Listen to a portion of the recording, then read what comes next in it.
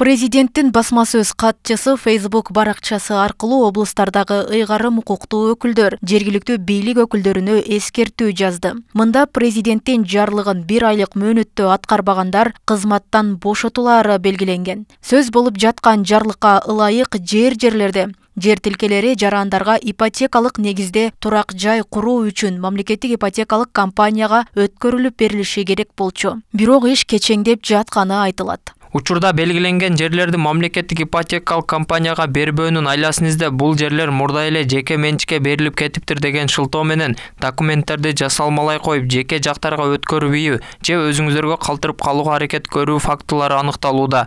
Министрлерге өлкөбүздүн облус жетекчилерине, райондордун акимдери жана шаарлардын мэрлерин эскертүү: ар бириңиздер президент Садыр Жапаровдун жогоруда белгиленген жарлыгын 1 айлык мөөнөттө аткарбасаңыздар, ээлеген кызматыңыздардан бошотуласыздар. Президенттин жарлыгы үстүбүздөгү жылдын 30 январында чыккан. Ага ылайык мамлекеттик ипотекалык компания жергиликтүү бийликтерден курулуш багытындагы жерлердин тизмесин күтүп жатат. Бул багытта жер аянттары боюнча Ош облусунан жана Ош шаарынан бир катар сунуш каттар келип түшкөн. Аткаруу бийлигинин мамлекеттик органдарынын жана жергиликтүү өз алдынча башкаруу органдарынын балансында турган курулуш багытындагы жер тилкелерин тизмесин аныктап, аларды мамлекеттик ипотекалык компаниянын карамагына өткөрүп берүү тапшырмасы коюлган. Учурда жарлыкка ылайык Ош шаарында бир канча жер тилкелер аныкталып, аларды мамлекеттик ипотекалык компанияга өткөрүп берүү боюнча иштер жүрүп атат. Ошондой эле Ош облусунун өзгөн районунда дагы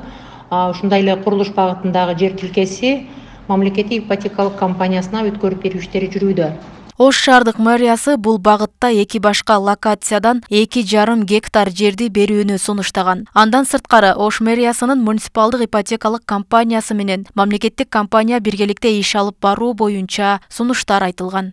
Жарлыгын аткаруунун алкагында Ош шаарынын мэриясы мамлекеттик ипотекалык компанияга Ош шаарынын аймагынан 2,5 гектарга жакын жер аянтын сунуштаган. Ушул аймактарга ипотекалык негизде турак жай курса болот деп, анын бири Курманжан Датка көчөсүнүн бир дарегинде, ал эми кийинкиси Сүйүнбаев көчөсүндө жайгашкан даректен көрсөтүлгөн. Өзүңүздөр билесиздер, Ош шаарынын аймагында турак жай куруу жана социалдык багыттагы объектилерди куруу боюнча мындай жер тартыштыгы бар. Шаардын аймагында ылайыктуу же болбосо бош жерлер жоктугуна байланыштуу 2,5 гектарга жакын жер аянты көрсөтүлгөн. Бирок азыр АТРдин алкагында Ош шаарынын аймагында бир топко кеңейди. Анын алкагында Төлөкөн жана Кызыл Кыштак аймактарынын аймагынан дагы турак жай куруу, ушул жарлыкты ишке ашыруу максатында ипотекалык компанияга жер сунуштоо мүмкүнчүлүгү Ош шаарынын мэриясында пайда болду. Учурда жерлерди аныктоо, кайсы жерлерди сунуштасак болот деп адистер карап жатышат. Жакынкы убактарда дагы кошумча ошол жерлерди ипотекалык компанияга сунуштайбыз. Мындан сырткары Ош облусу боюнча ар бир райондон курулушка ылайыктуу сугат же кайракы жер аянттары мамлекеттик мүлктү башкаруу агенттигине сунушталган. Президенттин Ош облусундагы ыйгарым укуктуу өкүлчүлүгү ар кайсы райондордогу жерлердин тизмесин 9 февралда эле фондко сунушташканын билдиришти. Калкка көп кабаттуу турак үйлөрдү куруу үчүн Ош облусунун аймагында 137 гектар жер аянты бар экендигин аныкталып сунуштап берилген.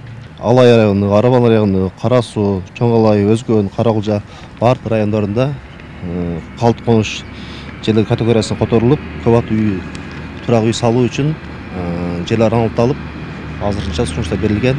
Чоң кутуктайбыз.